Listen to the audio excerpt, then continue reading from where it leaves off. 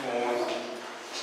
Vamos encerrar hoje a exposição da última praga, 10ª praga que o Senhor trouxe sobre o Egito. O capítulo 11 é relativamente curto, traz apenas a 10ª praga.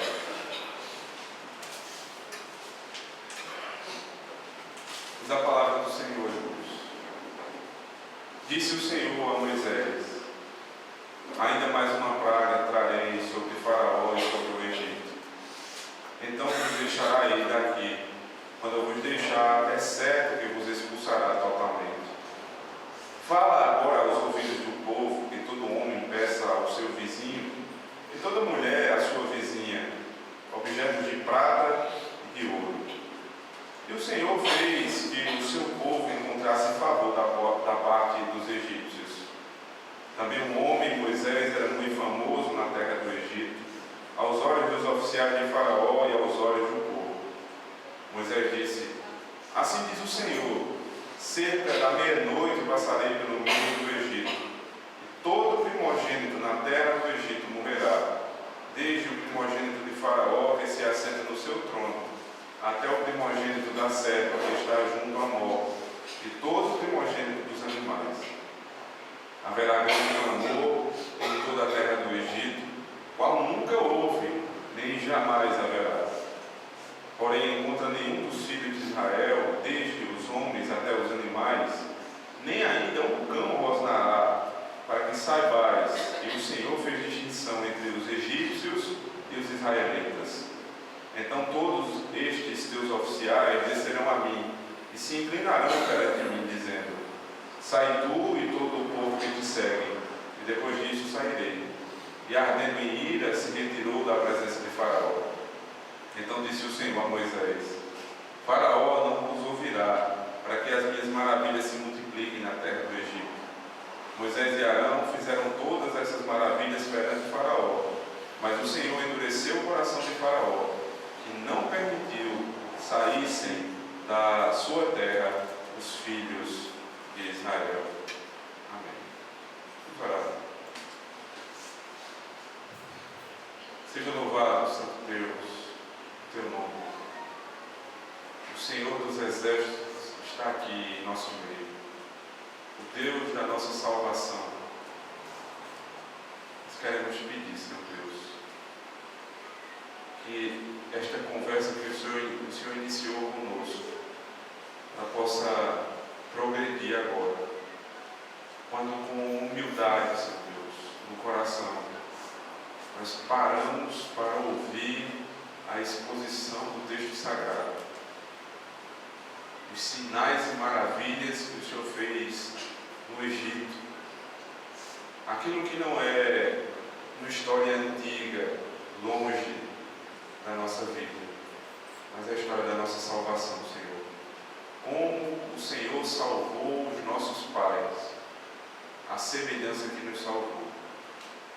Nos faz enxergar, Senhor Deus, os teus sinais e as tuas maravilhas em nosso meio, por meio dessa exposição. Usa-me, Senhor Deus, apesar das minhas muitas limitações, para o louvor da tua glória. Fala ao coração da tua igreja, em nome do teu Filho, eu te peço. Amém. O que você tem? O que é que mais nos coloca medo na vida? O temor, o medo, a angústia sobre determinadas situações. Isso é, na verdade, uma defesa que o Senhor coloca em nosso coração. Nós precisamos temer aquilo que nos faz mal. E isso é tão natural que nós tememos. Todos nós tememos algo. Nós tememos um assalto, nós tememos a violência, nós tememos perder um emprego, nós tememos não ter com o que alimentar os nossos filhos. São temores lícitos. A questão é: seu coração. Não só isso. Você precisa entender qual temor ou qual tipo de temor ele deve ser cultivado e quais são aqueles que devem ser deixados de lado. Um bom exemplo para nós possamos perceber que existem temores que são infundados na nossa vida é o exemplo de uma criança. Uma criança, ela, em tese, quando muito pequena, não tem temor daquilo que deveria ter. Por exemplo, uma criança deveria ter temor do fogo, mas elas chegam a querer até brincar com o fogo. Elas, por outro lado, têm temor de, algumas delas têm temor de um palhaço, que é simplesmente uma pessoa com uma maquiagem diferente, e aquilo causa não só temor, mas às vezes até espanto, histeria de algumas crianças. Ficam completamente aterrorizadas pela presença de um palhaço, quando ele não vai fazer mal, mas não tem o menor receio de colocar o dedo na tomada. Aquilo que pode fazer mal, às vezes eu não temo, e aquilo que nem pode me fazer mal, eu temo. Essa dificuldade, essa tensão que nós temos entre o que eu preciso temer e aquilo que eu não deveria temer, eu temo. Esse parece que era o espírito de Faraó. Ele viu, até agora, 9 pragas. E ele temia o peso da mão de Deus, ele temia a praga em si. Mas todas as vezes que a praga passava, que o profeta de Deus vinha avisar a praga subsequente, ele não temia. Ele não temia a advertência, porque ele não temia justamente aquilo que poderia lhe fazer mal. Porque o que poderia fazer mal a Faraó não era a praga apenas. Todas as 9 pragas foram temporais. O que fazia mal de fato a Faraó era o juízo de Deus. Faraó tinha algumas semelhanças com o nosso coração. Nós tememos aquilo que está à nossa frente, as consequências do nosso pecado, aquilo que nós vemos e sentimos. Mas, infelizmente, nem sempre tememos o que mais deveria nos amedrontar: o juízo de Deus. Aquilo que é tão certo como o sol que está lá fora, tão visível quanto o seu irmão ao seu lado, nós não tememos. Somos como aquela criança que tem um palhaço que não pode fazer muito mal, mas não tem receio algum do fogo nem da eletricidade, que podem levar à morte. Faraó, com seu sentimento de arrogância, de prepotência, por diversas vezes assumiu o lugar que era de Deus, por não temer a Deus. E mais uma vez ele comprova a sua soberba. Nós estamos, irmãos, diante da continuação da conversa do capítulo 10. E no final da conversa do capítulo 10, versículo 28, é dito assim: disse, pois, Faraó a Moisés: retira-te de mim e guarda-te que não mais vejas o meu rosto, porque no dia em que vires o meu rosto, morrerás. Respondeu-lhe Moisés: bem disseste, nunca mais tornarei eu a ver o teu rosto. Essa era a ameaça de Faraó. Eu nunca mais vou permitir que você veja o meu rosto, porque no dia que tu vires o meu rosto, você vai morrer. Isso ele dizia ao profeta de Deus. Veja o tamanho da arrogância desse homem, que continua a mesma conversa ainda no capítulo 11. Se nós compararmos, irmãos, as palavras de Faraó com as palavras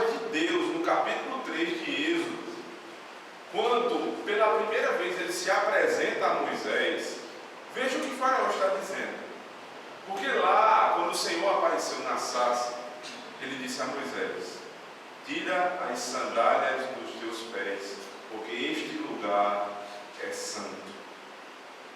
E percebendo a santidade de Deus, Moisés escondeu o seu rosto, porque disse que não poderia ver a face do Senhor. Capítulo 33, verso 20 de Êxodo. O povo já saiu do Egito, o povo foi liberto do Egito.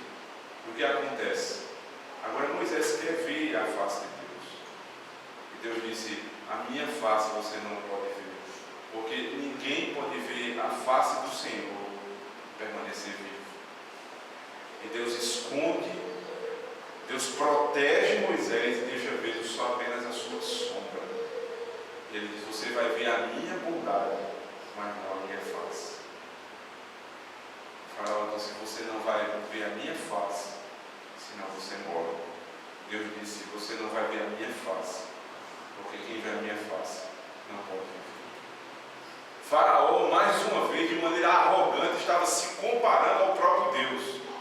Foi Deus que disse que Moisés não poderia ver a sua própria face, a face do Senhor, porque por conta da santidade do nosso Deus. E de maneira arrogante, Faraó diz: você é quem não pode ver a face de Faraó, como se ele fosse o próprio Deus. Faraó não temia as palavras do Senhor, mas queria impor temor à sua própria presença. Essa conversa que continua no capítulo 11, ela começa agora a tratar dos mesmos pontos que foram tratados até o capítulo 10, mas de maneira resumida, focando cada uma das verdades que foi nos dita até agora. A primeira verdade é essa que nós acabamos de ver: que Deus é soberano e que Faraó era como que o antideus ou o anticristo, aquele que quer se colocar no lugar do Senhor. Então, duas grandes verdades são ditas aqui nesse texto do capítulo 11. O enfrentamento entre o poder de Deus, dizimando o poder de Faraó de uma vez por todas, e relembrando tudo aquilo que já passou.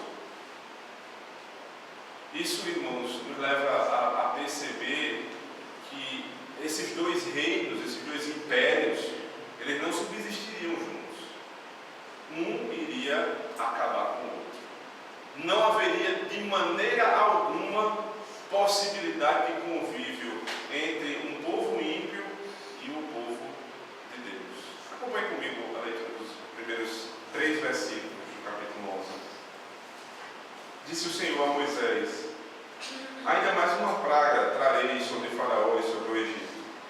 Então vos deixará ir daqui. Quando vos deixar, é certo que vos expulsará totalmente. Veja, eles vão deixar, é o primeiro verbo utilizado. Mas em segundo lugar, ele diz: é certo que vos expulsará.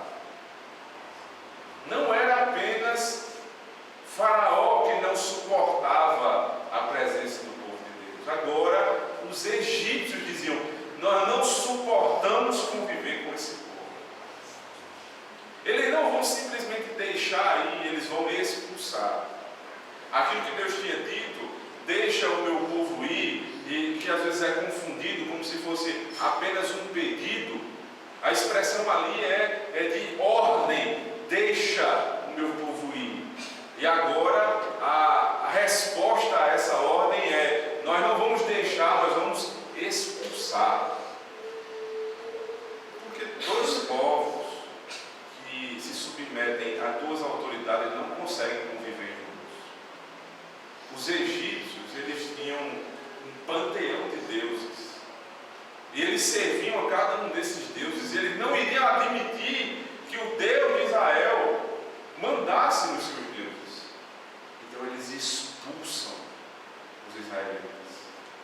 E os israelitas não se sentem expulsos, eles sentem que estão sendo tirados pela mão de Deus. Uma outra verdade nós percebemos aqui nesse ponto, irmãos, é que o israelita ele não tentou ser amigável ao egípcio. Ele não tentou se sociabilizar no Egito. Ele dizia exatamente aquilo que Deus mandava. A voz do profeta sempre foi: a barganha de Faraó, deixa aí os homens. Moisés disse: não deixarei só os homens, mas irei eu, minha esposa, meus filhos e meu gado. Vão, mas não vão tão longe. Moisés disse: eu vou servir ao Senhor porque Ele mandou. Tudo bem, mas deixe suas esposas e seus filhos de maneira nenhuma. Não há nenhum tipo de barganha. Nós vamos fazer o que Deus mandou. É um discurso de aparente intolerância. Não há concessão alguma. E quando não há concessão no convívio entre justos e ímpios, o que acontece é que os ímpios não vão nos suportar. Irmãos, é difícil entender como a igreja de hoje às vezes consegue conviver tão bem com os ímpios. Como é que um povo que professa a verdadeira religião, como é que consegue ter simpatia tão grande daqueles que professam uma falsa religião? É porque os crentes hoje dizem que nós temos um único Deus, aquilo que nos une é maior do que aquilo que nos desune. São essas palavras, irmãos, comuns, vocês conhecem quais são as expressões. A nossa tolerância ela passou dos limites. Nós começamos a ceder à força dos ímpios. E agora nós temos condição de conviver bem com aqueles que dizem justamente o contrário na nossa vida. Não é que, veja bem, não é que nós devamos provocar de toda forma a falta de convívio, mas acho que isso vai ser natural. Nós defendemos uma casa, por exemplo. Nós defendemos que o homem tem que ser aquilo que Deus mandou, ele tem que ser homem. Ele precisa liderar a sua casa, ele precisa amar a sua esposa, ele precisa cuidar dos filhos, ele precisa trabalhar, ele assume as responsabilidades. Mas o mundo diz o contrário. A mulher cristã, ela não está feliz apenas em conseguir uma carreira profissional. Ela se satisfaz na carreira de mãe. E o que o mundo diz? O filho do crente, ele não está somente em sua vida por completo objetivando aquilo que é seu lazer, aquilo que vai lhe divertir e qual caminho profissional vai seguir. Mas o filho do crente ele tem outro objetivo. Ele não fala como um filho de ímpio, ele não pensa como um filho de ímpio, e ele não age como um filho de ímpio. Então as crianças já começam a sofrer essa dificuldade de convivência desde cedo. É no colégio que vocês vão perceber que os ímpios vão olhar para vocês crentes e vão ter dificuldade de convívio, porque vocês não fazem as mesmas coisas que eles fazem.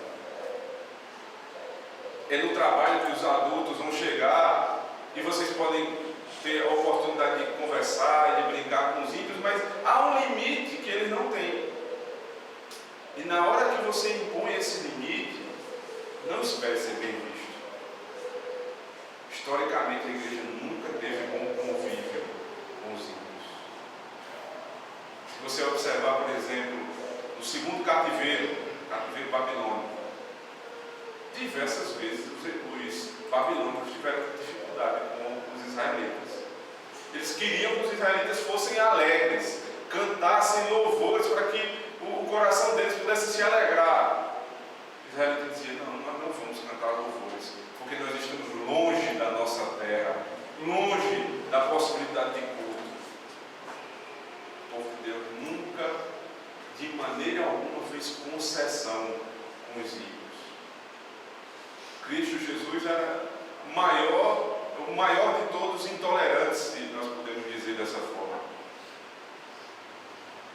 que se diz hoje sobre politicamente correto é o contrário do que Jesus era. Jesus dizia: quem comigo não ajunta, espalha. Quem não é dos meus é contra mim. A pergunta é: por que nós fazemos tantas concessões? Provavelmente, irmãos, está ligado com aquela primeira pergunta. É porque nós tememos aquilo que nós não devemos temer. Nós tememos não ser aceitos pelos ímpios. Nós tememos não ter a oportunidade de entrar em determinado grupo social se nós chegarmos com o nosso discurso. Nós tememos perder algo pela a profissão de fé que nós temos. Mas saiba de uma coisa: você não precisa procurar ser antipático. A antipatia dos ímpios não deve vir como vem alguns grupos ditos evangélicos, né? Porque alguns ímpios dizem que não suportam os evangélicos pelo barulho, pela inconveniência e pelo tipo de palavras que usam e se referindo aos ímpios. E não é esse tipo de antipatia que nós devemos ter dos ímpios, mas é por falar a verdade, não ter a aprovação deles. E se esse é o preço, você não deve temer esse preço, porque eles vão fazer exatamente o que fizeram com os egípcios. Eles vão expulsar você totalmente. Se há uma possibilidade de você ser perseguido na terra, é essa: se manter firme na verdade e não ter a aprovação dos ímpios. Mas Jesus Cristo disse em Mateus capítulo 5, que bem-aventurado é aquele que é perseguido por causa da justiça, e a justiça é o próprio Cristo. Se o preço é esse para pagar, pague. Fale a verdade, não faça concessões e espere que Deus vai lhe dar o privilégio de ser perseguido por conta da justiça. O texto também fala sobre, ou retoma as verdades de todas as pragas, né? De quem é Deus para aquele povo. Eu queria que você lesse comigo o final do capítulo 11, versos 9 e 10.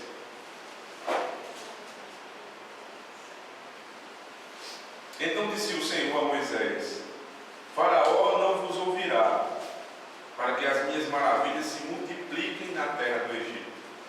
Moisés e Arão fizeram todas essas maravilhas perante Faraó, mas o Senhor endureceu o coração de Faraó, que não permitiu saíssem da sua terra os filhos de Israel.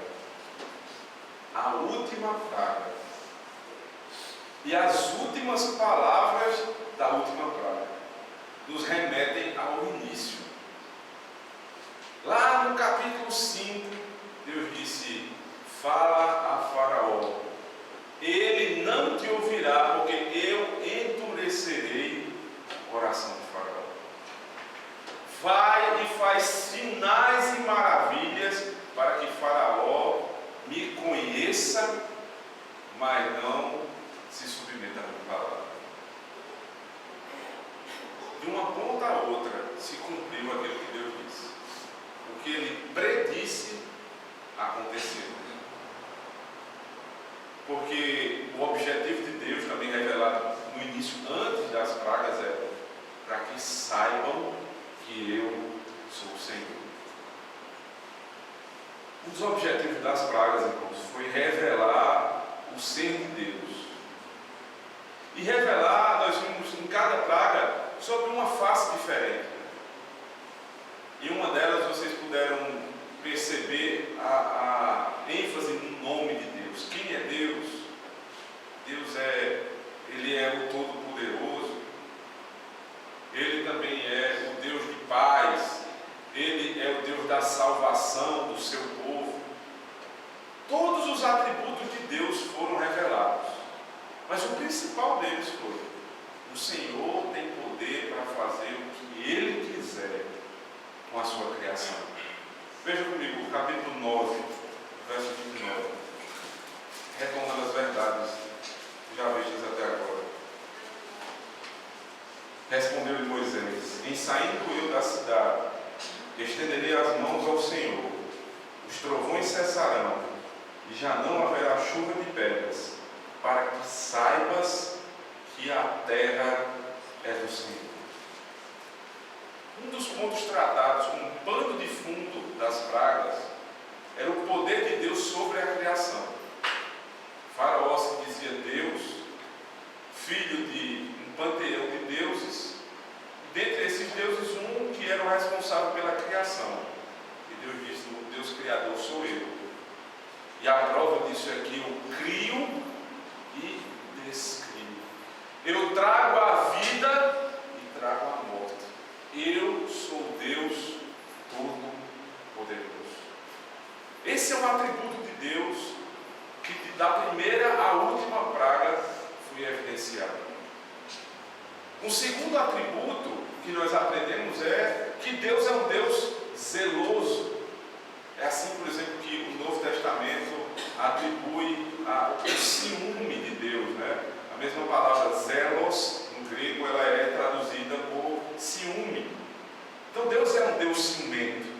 Deus não divide a sua glória com ninguém. Deus não vai dividir a glória sobre a criação com nenhum Deus do panteão egípcio. Ele é o único Senhor. Como o apóstolo Paulo fala lá na carta aos Coríntios, carta aos Romanos, capítulo 1, verso 21. Porquanto, tendo conhecido a Deus, contudo não glorificaram como Deus, nem lhe deram graças. Antes das suas especulações se desvaneceram, e o seu coração insensato se obscureceu.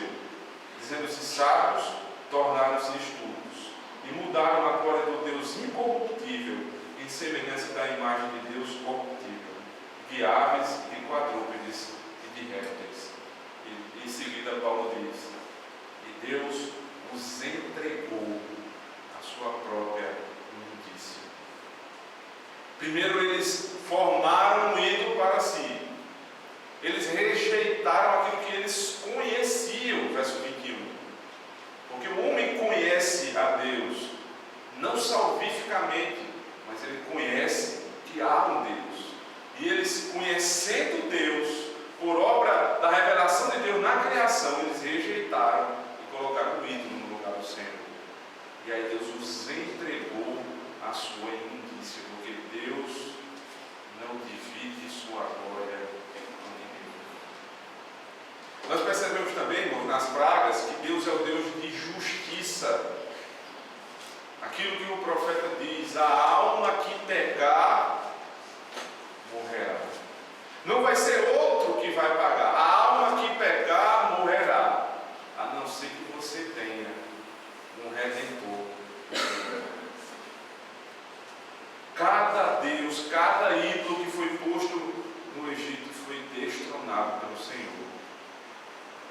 E os egípcios foram destruídos também. Porque Deus é o Deus de justiça. Mas Deus não é apenas o Deus de justiça. Deus é o Deus da justificação por meio da misericórdia. Nós vimos que também havia um povo pecador ali no Egito, mas um povo que foi alvo da misericórdia do Senhor. Deus separou os israelitas e disse, eu não farei aquilo que faço com os egípcios, com os israelitas. Eu farei distinção entre o meu povo e aqueles que não são o meu povo. Porque, por fim, nosso Deus é um Deus soberano. Ele diz, eu darei misericórdia, eu terei misericórdia de quem me aprouver ter misericórdia. Palavras do apóstolo Paulo, citando Moisés em Romanos capítulo 9. Você percebe quem é o seu Deus? Justo, ciumento, soberano, todo-poderoso. Esse é o Deus da Bíblia. E na hora que eu vou apresentar o meu Deus, eu tenho a obrigação de apresentá-lo como Ele é. Você não tem o direito, no ato de evangelizar, de diminuir a urgência dessa mensagem, nem muito menos, preste atenção, você não tem o direito de amenizar a gravidade de Deus. Você não tem o direito de amenizar quem ele é. Porque Deus, ele é amado por quem ele é, pelo seu povo. E ele é odiado por ser quem ele é, por aqueles que não são seu povo. Ainda que você tente melhorar de todas as formas a verdade sobre Deus, o ímpio não vai querer Deus. Mas quando você apresenta a verdade do Evangelho, Deus como ele é, a um pecador, se esse pecador for eleito, ele vai amar Deus, mesmo sabendo que Deus trata uns de um jeito e outro de outro. Mesmo sabendo que Deus tem misericórdia de quem quer e rejeita quem ele quer, se for eleito de Deus, vai lhe ouvir. Porque não são suas palavras que vão convencer o ímpio, mas é a ação do próprio Deus. Nós não temos o direito de mudar a essência de Deus para adaptá-la aos ouvidos do pecador. Nossa obrigação é apresentar o Senhor como ele é. Mas há uma característica de Deus que nós não vimos ainda dentro dessa lista. É que Deus é um Deus irado. Veja comigo, versos 4 e 5.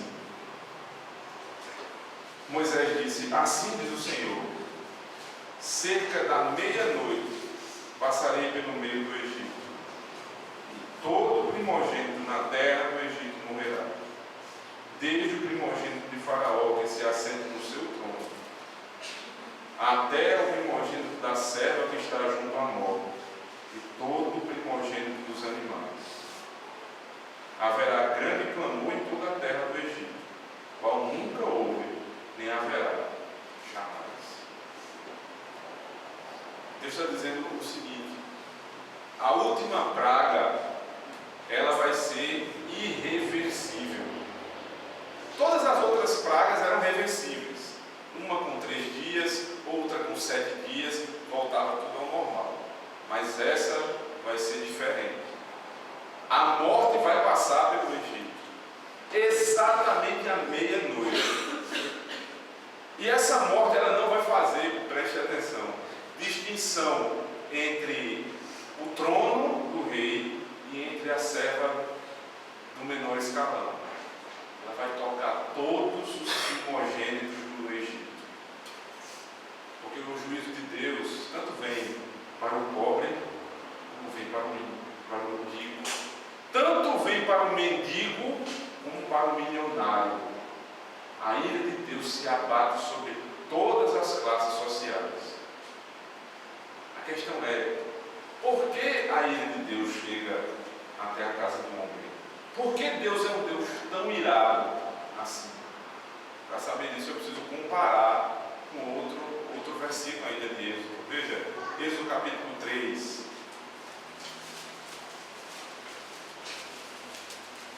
Êxodo 3, verso 7.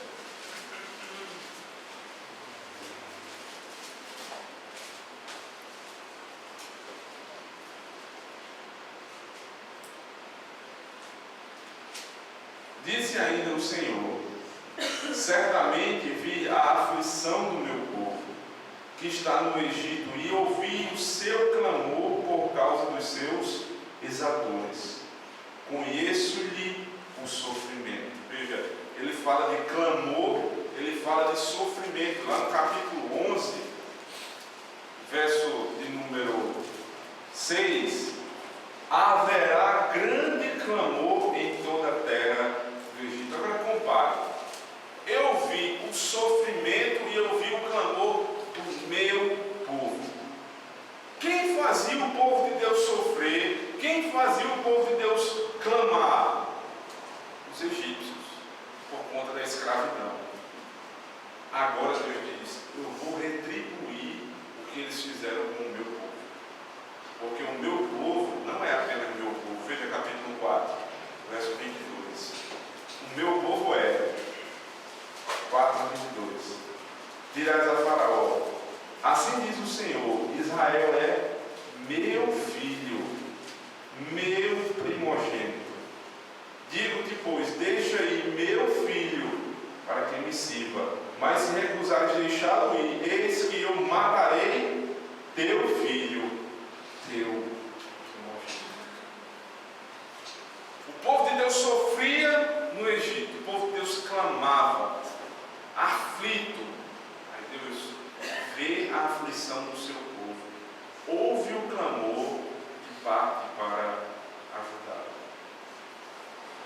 Mas antes de Deus trazer o terror sobre o Egito, Ele manda o profeta avisar.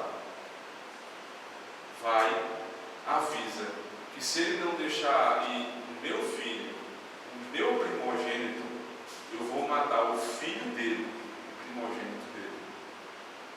Veja, Deus não é irado por nada. Não é a essência de Deus que simplesmente se ira. Deus reage à rebeldia do homem. Deus tem a capacidade de se irar, mas Ele não se ira por nada. Algumas pessoas lendo o Antigo Testamento têm dificuldade de ler textos ou de entender o ser de Deus, quando Deus manda matar até mesmo as crianças de colo. Mas a comparação que eu preciso fazer é esta. Quem é esse povo? É um povo que rejeita Deus. É um povo que não quer Deus. É um povo que aflige o Filho de Deus. E quem faz isso merece a morte, porque essa é a lei do Senhor. Quem peca, certamente morrerá. Mas quem morre, não morre sem aviso. O Senhor avisou 1, 2, 6, 8, 9, 10 vezes. E ele não ouviu.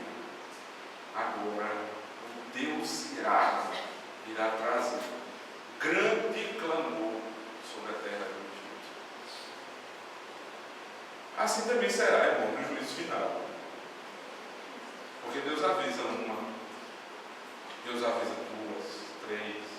Ele nos avisa todos os dias. Especialmente, Deus nos avisa todo domingo, dia do Senhor. Nós somos lembrados do que Deus fez, do que Deus tem feito na nossa vida e do que Ele fará no final. Algumas pessoas se deleitam nessas verdades e outras rejeitam essas verdades. Quem rejeita deve estar ciente que o juízo final virá, mas nunca virá sem advertência. O Senhor tem nos avisado por diversas vezes. Mas a certeza é, como diz o autor aos Hebreus, capítulo 9, verso 27. O homem está destinado a morrer uma só vez. E depois disso virá o juízo. Nós temos a facilidade de negar essas verdades da Escritura. O crente também tem. De viver como se isso não fosse verdade. Todas as vezes que eu negligencio minha vida de oração, minha vida de leitura da palavra, eu começo a viver um ateísmo prático. Ou seja, eu vivo como se Deus não existisse. Eu vivo também como se o juízo de Deus não fosse verdadeiro.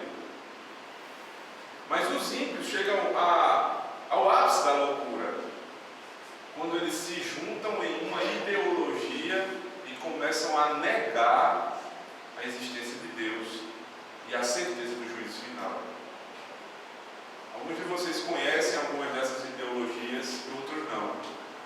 Mas a primeira delas que eu queria falar é sobre a ideologia do niilismo. Talvez você não conheça o nome, mas você vai identificar a verdade.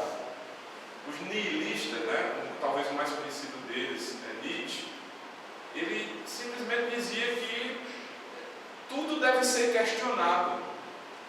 Toda a verdade que você vê, você não tem condição de explicar e de comprovar que aquilo realmente seja verdade. E se eu não comprovo nem se eu sou verdadeiro, nem mesmo se o meu pensamento é verdadeiro, tudo se vai. Deus está morto, eu não tenho mais o que fazer. Se comprova o que Paulo diz, por exemplo, lá na primeira carta aos Coríntios, capítulo 15, verso 32. Se não há ressurreição dos mortos, comamos e bebamos, que amanhã morreremos. O niilismo, ele leva o homem a desconsiderar a realidade, desconsiderar princípios morais e desconsiderar o juízo, porque nada existe, tudo pode ser uma grande ilusão. E eu consigo identificar que essa ideologia, né, de negação da verdade, ela teve como que uma evolução para aquilo que nós conhecemos hoje na nossa época, a sociedade do hedonismo. Dostoiévski tem dito que se a verdade de Nietzsche é realmente fato, então, se Deus está morto, tudo é possível. Se Deus não rege todas as coisas, ou seja, eu posso fazer exatamente o que der na minha cabeça. Por isso que o refrão da nossa época é: aproveite o dia, carpe diem, faça o que der na sua cabeça, seja feliz, faça aquilo que satisfaz o seu desejo. Porque se Deus não existe, logo tudo é possível. Mas aí vem a reação contrária do homem, porque existe uma outra ideologia humanista, secularizada e ateísta, que é o chamado moralismo. Esse, irmãos, está cada vez mais perto da igreja. Porque o niilista e o hedonista, eles estão fora, mais conhecidamente fora da igreja. Mas o moralista está aqui entre nós. É aquele que nega as suas atitudes à obra de Cristo. Porque tem medo, não de quem Deus é, mas daquilo que Deus pode fazer. O moralista, ele tem tanto medo de não ter a aprovação de Deus, que não aceita Cristo. Ele tenta alcançar a salvação por suas próprias obras. E aí o moralista começa a fazer uma lei sobre a lei de Deus. Existiam moralistas, por exemplo, na época de Jesus Cristo, os chamados fariseus. Estavam dentro da aliança, tinham os sinais da aliança, falavam como crentes, mas viviam como ímpios. Jesus diz: vocês são como sepulcros caiados, por fora belos e bem apresentados, mas por dentro vocês estão podres. Não ache que ser um moralista é melhor do que ser um hedonista ou um niilista. Você está exatamente no mesmo ponto, porque você nega quem Deus é, e você nega o juízo de Deus como se dará. Deus vai julgar o ímpio pelas suas obras, e Deus vai julgar o justo pelas obras de Cristo. A pergunta é: o que é que você ainda teme? Você teme a mão de Deus pelo que Ele pode fazer no final, e aí se torna um moralista? Ou você chegou ao ponto já de negar a realidade do juízo final? Temos que ter cuidado com isso, para que nós não sigamos o espírito da nossa época. Porque Deus vai fazer no final distinção entre o seu povo e aqueles que não são o povo. Veja, versículo número 7 do capítulo 11.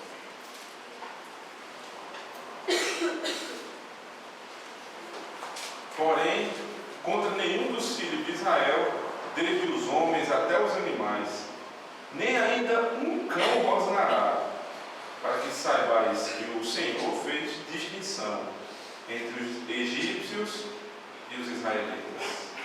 O Senhor fez distinção entre egípcios e israelitas. E a figura é: nenhum cão rosnará. Não é difícil, irmãos, entender essa imagem de um cão rosnando no meio desse contexto. O que tem a ver um cão rosnando contra o povo de Deus no meio do juízo? Aqui, o último dos deuses pagãos dos egípcios, vai ser julgado. O deus Anubis. Anubis era um deus com corpo de homem e cabeça de cão, um cachorro. E Deus está dizendo, nem mesmo Anubis, aquele Deus que é responsável pela morte, esse Deus ele era o responsável por embalsamar os mortos, por guardar as pirâmides onde os mortos eram levados. Era o Deus que fazia a transição entre esta vida e a vida do além. Então, o Deus da morte dos egípcios não iria rosnar contra o povo de Deus. Porque a morte que Faraó havia declarado que viria sobre o povo de Deus, na verdade viria sobre os egípcios. Deus está dizendo, eu é que vou rosnar contra vocês, porque eu estou completamente irado. O Deus dos egípcios não pode ir contra o meu povo. Nem Osíris, nem Anubis, nem Amon-Ra, nem nenhum Deus dos egípcios poderia ir contra a força do Senhor, que é o Deus da vida e o Deus da morte. Com o objetivo, para que saibais que o Senhor fez distinção entre justos e ímpios. Há um salmo, irmãos, que descreve muito bem o que Deus fez no Egito. Eu queria que vocês abrissem comigo, o salmo de número 136.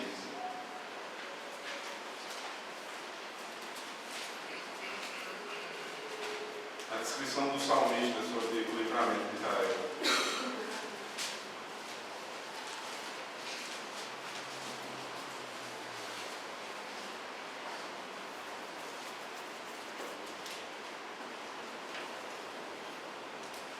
Verso 1. Render graças ao Senhor, porque Ele é bom, porque a sua misericórdia dura para sempre. Ele vai contar porque nós devemos render graças ao Senhor, e ele começa a se reportar por aquilo que Deus já havia feito. Agora, passe para o versículo 10, por favor. Por que nós devemos render graças ao Senhor? Aquele que feriu o Egito nos seus primogênitos, porque a sua misericórdia dura para sempre. E tirou Israel do meio deles, porque a sua misericórdia dura para sempre. Com mão poderosa e braço estendido, porque a sua misericórdia dura para sempre. Aquele que separou em duas partes o mar vermelho, porque a sua misericórdia dura para sempre. E por entre elas fez passar Israel, porque a sua misericórdia dura para sempre. Mas precipitou no mar vermelho a Faraó e ao seu exército, porque a sua misericórdia dura para sempre. Aquele que conduziu o seu povo pelo deserto, porque a sua misericórdia dura para sempre. Aquele que nos salvou do império das trevas e nos transportou para o reino do Filho do seu amor, porque a sua misericórdia dura para sempre. Foi isso que Deus fez conosco. Distinção entre nós e os ímpios.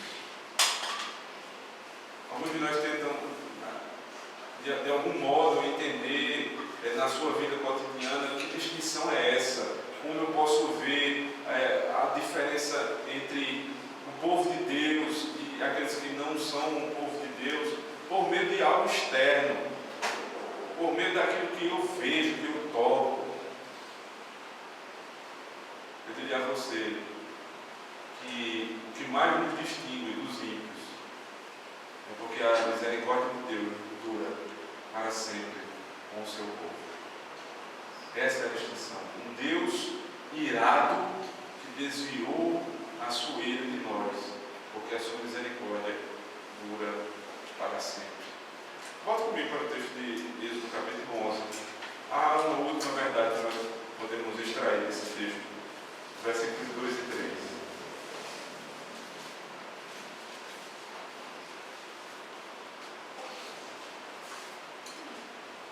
Fala agora aos ouvidos do povo, que todo homem peça ao seu vizinho e toda mulher à sua vizinha objetos de prata e de ouro. E o Senhor fez que o seu povo encontrasse favor da parte dos egípcios. Também o homem Moisés era aos olhos dos oficiais de Faraó e aos olhos de todo o povo. Interessante percebermos isso, irmãos. No meio de tanta desgraça, tanta dificuldade, de uma hora para outra, Deus diz: agora vocês vão, falando com o seu povo, vocês vão bater na casa do egípcio. O homem vai bater na casa do seu vizinho, a mulher vai bater na casa da sua vizinha, e vão pedir a eles prata e ouro, e eles vão dar. Como é que eles vão dar? Mas, Senhor, nós trabalhamos anos, 400 anos para esse povo. Nós somos escravizados. Esse povo não pagava nem salário. E o Senhor quer agora que eu bata na casa do meu vizinho para que ele me dê prata e ouro. Será que isso seria possível? O Senhor diz: vá e bata na casa desse povo. O texto diz: e o Senhor fez com que o seu povo encontrasse favor da parte dos egípcios. Também o homem Moisés era muito famoso na terra do Egito. Certamente Moisés não era famoso por ter procurado fama. Ele era famoso porque ele trazia pragas sobre aquele povo. O povo de Deus achou favor não porque havia uma grande admiração dos egípcios, é porque eles estavam aterrorizados com tudo aquilo que acontecia e com a última praga que viria por meio das mãos de Moisés. Então, aquele povo ele dava as riquezas, prata e ouro, porque eles estavam com medo. Os israelitas, eles estavam à beira da morte por conta da escravidão e eles estavam presos. Agora Deus está libertando esse povo e enriquecendo esse povo na hora da salvação. No momento em que Deus está tirando, está trazendo a última praga sobre o Egito, Ele está resgatando o seu povo dali, um povo que estava à beira da morte e na miséria. Deus traz um povo da morte para a vida e da pobreza para a riqueza. Isso é uma verdade, irmãos, em toda a Escritura. Deus tira aquele que estava morto e traz a vida. Aquele que era pobre e faz rico. Abra comigo em Gênesis capítulo número 12. Vamos ver como essa verdade se deu na vida de Abraão.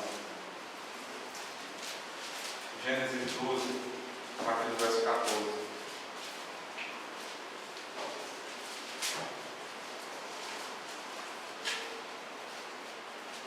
Tendo Abraão entrado no Egito, viram os egípcios que a mulher era sobremaneira formosa. Viram-na os príncipes de Faraó e cavaram-na junto dele. E a mulher foi levada para a casa de Faraó. Este, por causa dela, tratou bem a Abraão, o qual veio a ter ovelhas, bois, jumentos, escravos e escravas, jumentas e camelos. Porém o Senhor puniu o Faraó e a sua casa com grandes pragas por causa de Sarai, mulher de Abraão. Chamou, pois, Faraó a Abraão e lhe disse: que é isso que me fizeste? Por que não me disseste que era ela tua mulher? E me disseste ser tua irmã? Por isso a tomei para ser minha mulher. Agora, pois, eis a tua mulher, toma e vai-te. O que está acontecendo aqui é o seguinte: por causa de algumas dificuldades que Abraão teve em Canaã, ele desce para o Egito. Chegando no Egito, a sua esposa Sarai chama a atenção dos homens de lá e Abraão mente para esse povo, diz que ela era sua irmã. Isso abateu com grandes problemas na terra do Egito, até o ponto que Deus se revelou àquele rei e disse que ele não poderia tocar, porque aquela mulher era mulher de Abraão. E Abraão, a partir de agora, é dito que ele tem bois, jumentos. Ele começa a se enriquecer depois de estar sendo expulso do Egito. Ele vai embora, mas carrega tudo isso. Ele começou a ser enriquecido na saída do Egito. Veja o que é dito no capítulo 13, no início. Saiu, pois, Abraão do Egito para o Negueb, ele e sua mulher, e tudo o que tinha, e logo com ele.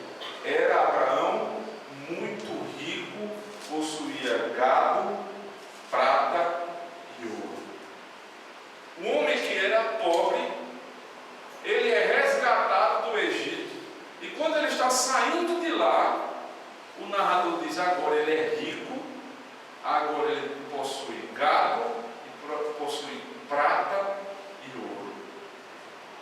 É exatamente aquela mesma verdade, confirmada no capítulo 12 de Êxodo. Veja comigo. Capítulo 12 de Êxodo, verso 35. Fizeram, pois, os filhos de Israel, conforme a palavra de Deus, ou de Moisés, e pediram aos egípcios objetos de prata e objetos de ouro e roupas. E o Senhor fez que seu povo encontrasse favor da parte dos egípcios, de maneira que estes lhes davam o que pediam, e despojaram os egípcios. Eles não trabalharam para isso, eles não tiveram que ajuntar riquezas, mas agora eles estão saindo do Egito como Abraão saiu, ricos, com gado, com prata e com ouro. Agora veja comigo a história de Ruth. Ruth no capítulo 4.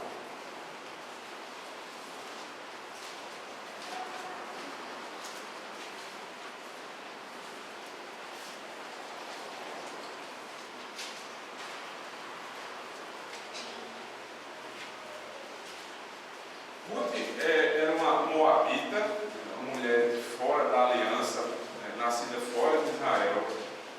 Essa mulher perdeu toda a sua família, perdeu o seu marido, perdeu o seu sogro e saiu da sua terra acompanhando Noemi, que era sua sogra, e disse que o Deus de Noemi, o povo de Noemi, tudo seria dela também. Ela demonstrou fé. Mas quando essa mulher sai de Moabe e chega a Israel, chega completamente pobre.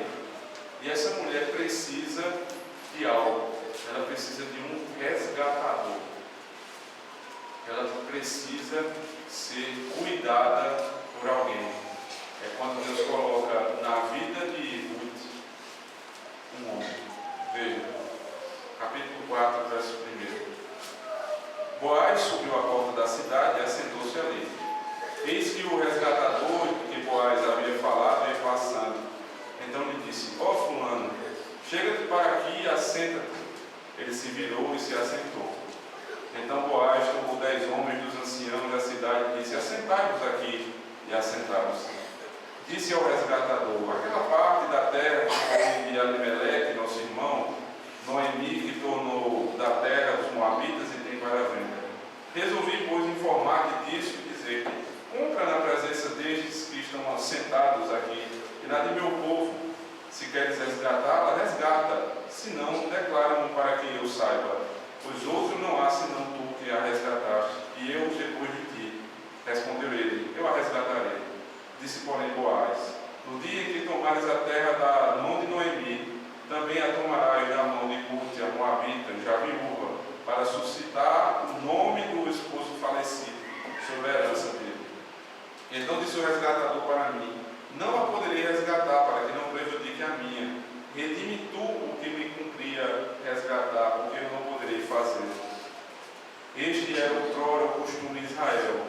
Quanto a resgates e permutas, o que queria confirmar, qualquer negócio tirava do calçado e o dava ao seu parceiro. Assim se confirmava o negócio em Israel.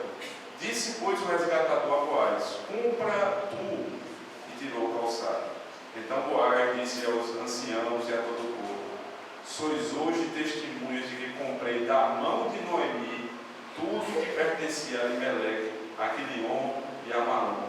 E também tomo por mulher Ruth, a moabita que foi esposa de Malom, para suscitar o nome deste sobre a sua herança, para que este nome não seja exterminado dentre os irmãos e da porta da sua cidade. Disto, pois, hoje testemunhas. Todo o povo que estava na porta e os anciãos disseram: somos testemunhas. O Senhor faça a esta mulher que entra na tua casa como a Raquel e como a Lia, que ambas edificaram a casa de Israel, e tu, Boaz, ate valorosamente em Efrata, e faz o teu nome afamado em Belém. A mulher que chegou pobre, necessitada, ela agora recebe das mãos do Senhor um resgatador, um homem rico, um homem que tinha poderes e que era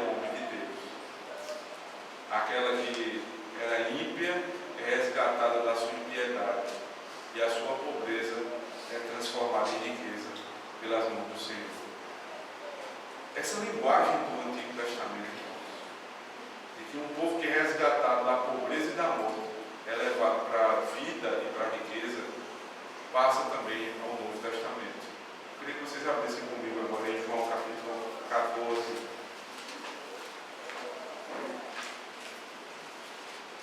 João 14, verso 6.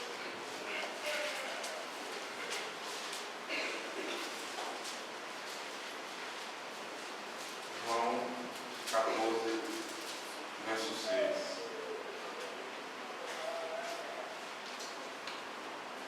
Perdão, irmãos. João capítulo 8 antes. João 8, verso 30.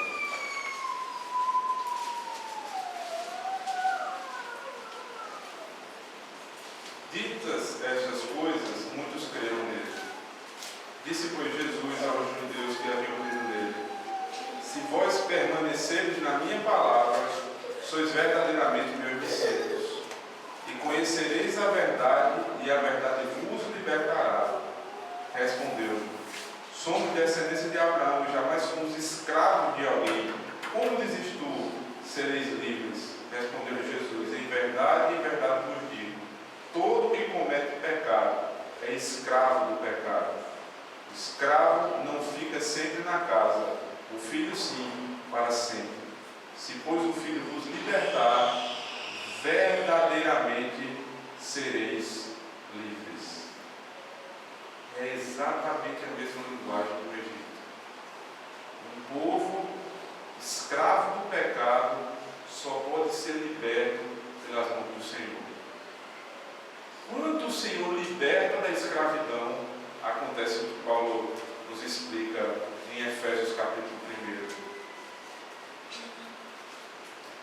O apóstolo Paulo agora está falando justamente daqueles que foram libertos da escravidão do pecado.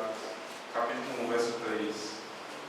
Bendito o Deus e Pai de nosso Senhor Jesus Cristo, que nos tem abençoado com toda sorte de bênção espiritual nas regiões celestiais em Cristo. Aquele que era pobre e estava na morte é trazido à vida pela libertação do Evangelho, e toda sorte de bênção está sobre a sua vida. Assim como Abraão, que estava no Egito, foi tirado da morte e da pobreza para ser trazido à vida e à riqueza espiritual.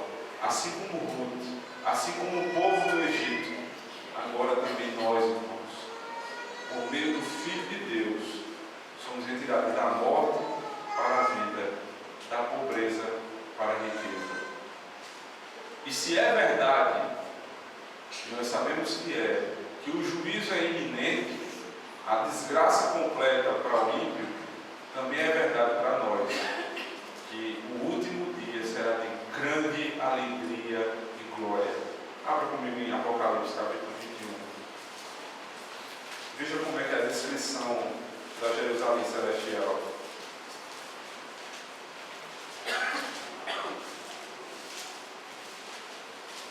Apocalipse 21, verso 14.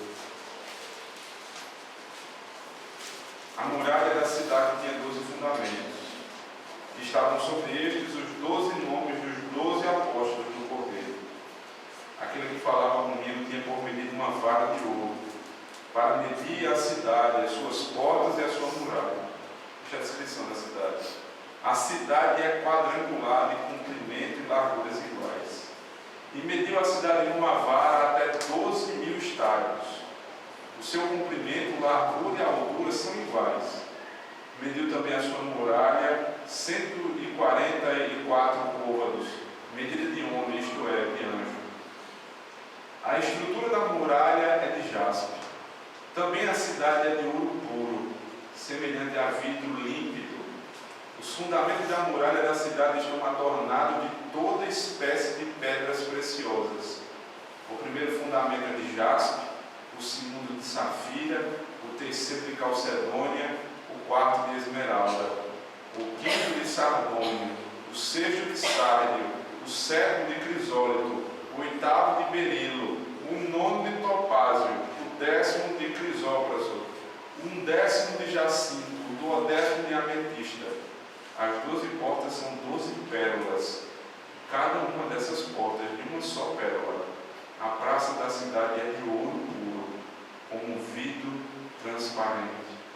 Nela não vê santuário, porque o santuário é o Senhor, o Deus Todo-Poderoso, que o cobriu. Quem saiu do Egito, da pobreza, da miséria e da morte, tem como fim uma cidade que é feita de ouro, é feita de safira, todas as pedras preciosas por si. E lá nós vamos viver com o Cordeiro. Passamos da morte para a vida, da miséria para a riqueza. Verdade, irmãos, que muitos têm confundido essas verdades. A riqueza que nos espera não é o ouro, não é a prata, porque isso não vai ter tanto valor no céu. Você não vai querer vender absolutamente nada.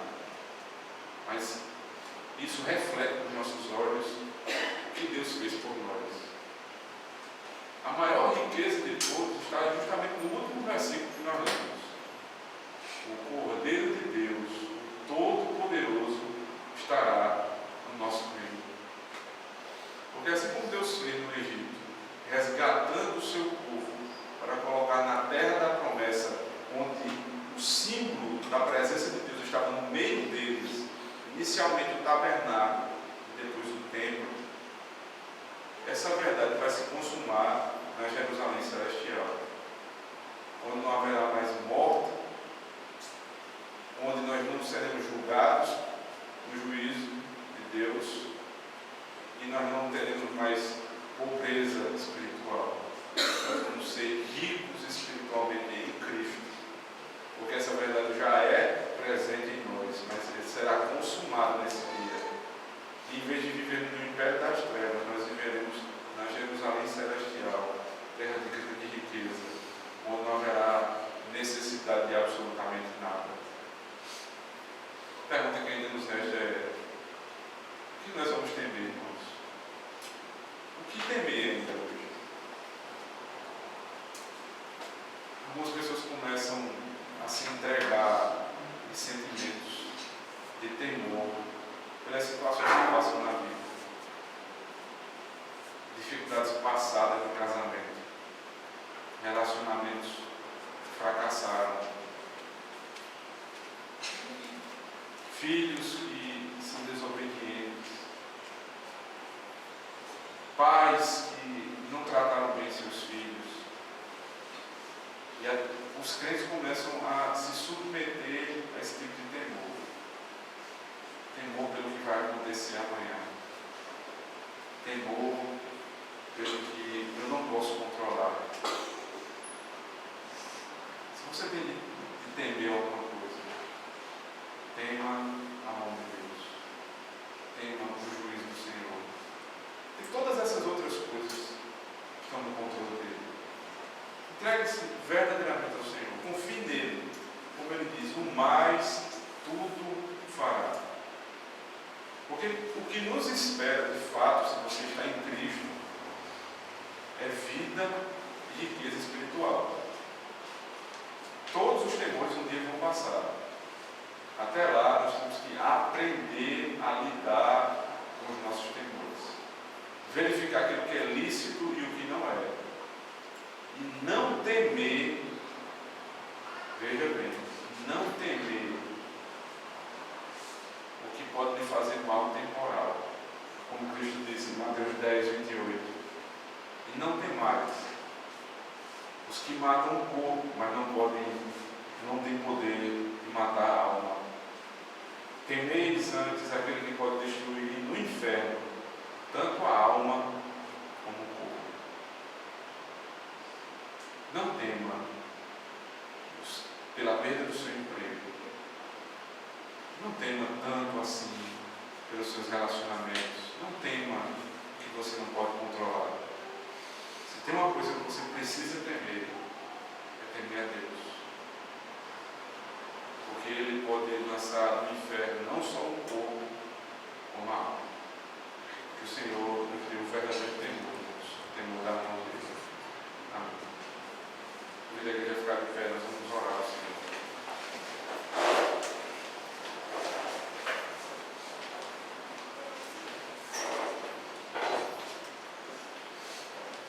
Perdoa-nos, Senhor Deus, porque tememos aquilo que não devemos temer. Somos como aquela criança, Senhor Deus, que teme o que não faz mal e é destemida com aquilo que pode destruir a sua vida. Perdoa, Senhor, porque conhecendo a Tua palavra, nós agimos como se não a conhecêssemos. Nos rebelamos contra o Senhor e contra o Teu Filho. Coloca, Senhor Deus, o verdadeiro temor em nosso coração, para que a nossa fé nos eleve àquilo que está prometido na Tua palavra. O Senhor já nos resgatou do império das trevas. E o Senhor está nos levando para Jerusalém Celestial. Durante esse caminho, Senhor Deus, temamos sempre a Tua mão. Temamos sempre com o temor verdadeiro, que é o temor de não Te agradar. E nos livra, Senhor Deus, de temermos como um faraó apenas o mal que pode nos atingir. E que o Senhor se aproxime cada vez mais de nós, Senhor Deus. O dia do Teu juízo seja cada vez mais presente. Porque nesse dia nós já estaremos justificados em Cristo. Poderemos adentrar a Jerusalém Celestial, um lugar de riqueza espiritual, onde não há necessidade alguma, Senhor, porque todas elas estão supridas no Senhor. Quanto àqueles que Te rejeitam, que não temem ao Senhor, que vivem fugindo da realidade, que o Senhor mesmo, para a Tua glória, confirme a Tua rejeição e os puna para o louvor do Teu nome. É a nossa oração em nome do Teu Filho. Amém.